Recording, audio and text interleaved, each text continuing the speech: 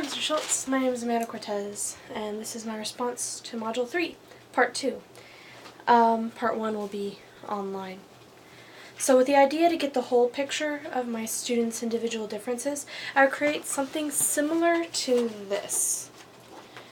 This would allow me to take notes on my students' difficulties, strengths, goals, interests, behaviors, and other aspects of my students' education and personalities. This very broad idea would be narrowed down specifically for ELL students to cover the same sorts of ideas, but also focus on their development and their language learning, which is a whole other mountain to climb that the first language learners may not be able to relate to.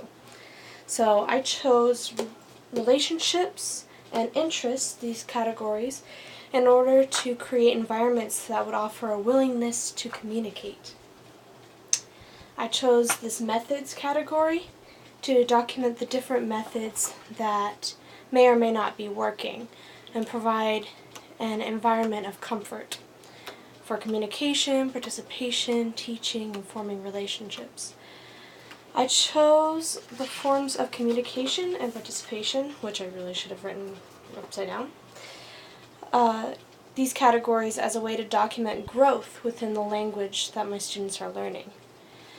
After reading this week's chapter, it occurred to me that there are much more things to consider in teaching ELLs than just dealing with their motivation and intelligence and their natural ability to pick up a language.